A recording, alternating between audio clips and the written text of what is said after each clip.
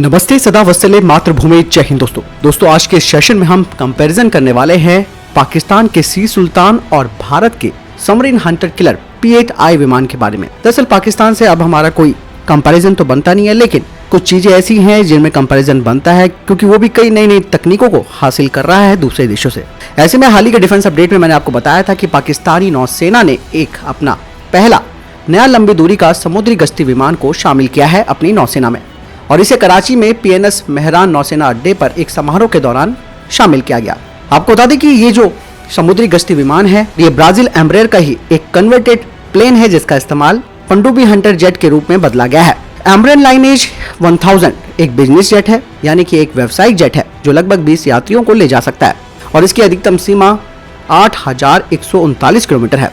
और पाकिस्तानी नौसेना ने यह भी घोषणा की है कि वो इसी सीरीज के 2 और विमान खरीदने के लिए उसने कॉन्ट्रैक्ट भी साइन कर लिया है, जो कि उनके नए समुद्री संचालन के लिए नए हथियारों और सेंसर से लैस होंगे। नए विमानों को शामिल करते हुए पाकिस्तान के नौसेना के प्रमुख एडमिरल मोहम्मद अमजद खान याजी ने कहा कि प्रोपेलर से चलने वाले मैरीटाइम पेट्रोल एयरक्राफ्ट की तुलना में जेट पावर्ड हमें काफी फायदा देगा।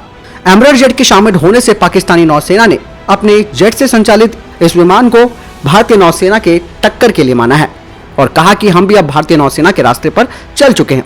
दरअसल 2013 में भारतीय नौसेना ने भी बोइंग द्वारा निर्मित पहला P-8 समुद्री गश्ती विमान अपनी नौसेना में शामिल किया था, और ये बनाया गया है बोइंग के 737 पैसेंजर जेट पर। और भारतीय नौसेना पहले से ही सोवियत युग के IL-38 और Tu-142M टर्बोप्रॉप एयरक्राफ्ट की जगह लेते हैं।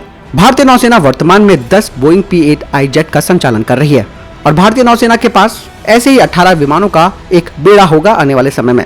वहीं पाकिस्तान ने अपने 9 US निर्मित P-3 ओरियन टर्बोप्रॉप विमान के अपने बेड़े को बदलने के लिए एम्ब्रेयर जेट का चयन किया, क्योंकि अमेरिका अब उसे कोई नए हथियार तो देता नहीं है, जिसके चलते उन्होंने एम्ब्रेयर जेट का चयन किया। पहली बार 1990 के दशक में एम्ब्रेयर जेट अपनी सर्विस में आया था।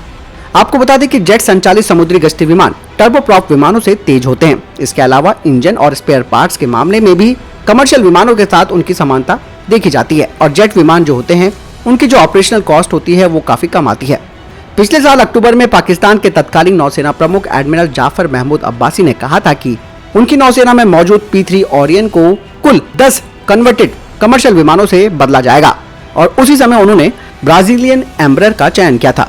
इसका नाम पाकिस्तानी नौसेना ने सी सुल्तान रखा है। हाल ही में एक खबर आई थी कि पाकिस्तानी नौसेना ने इटली की कंपनी लियोनार्डो और दक्षिण अफ्रीका के पैरामाउंट ग्रुप को 3 एम्ब्रेयर लाइनेज 1000 जेट को समुद्री गश्ती विमान में बदलने के लिए एक कॉन्ट्रैक्ट किया था।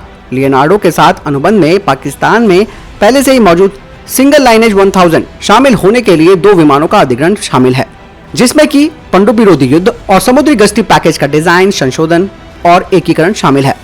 यही नहीं, ये भी कहा जा रहा था कि लियोनार्डो एक रडार सिस्टम और टॉर्पीडो रिलीज सिस्टम इसमें फिट होगा, जो वर्तमान में पाकिस्तानी नौसेना के समुद्री गश्ती विमानों के बेड़े के द्वारा उपयोग किया जाता है। पाकिस्तान ने कथित तौर पर जून में लियोनार्डो के साथ $190 मिलियन के अनुबंध पर हस्ताक्षर किए थे, और पैरामाउंट ग्रुप इस विमान का प्री कन्वर्जन, मेंटेनेंस, रिपेयर और ओवरहॉलिंग करेगा। अब बात करते हैं भारत के P-8I विमान से इसकी तुलना कैसे की जा सकती है।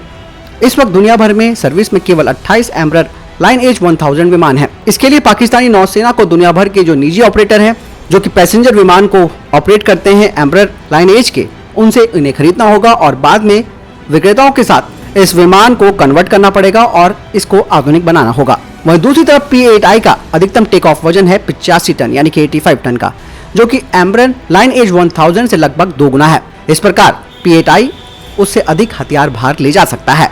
इसके अलावा P-8I को सी सुल्तान के विपरीत अमेरिकी नौसेना और बोइंग की टेक्नोलॉजी और सपोर्ट भी प्राप्त है, जो कि एक सुविधा भारत को देता है।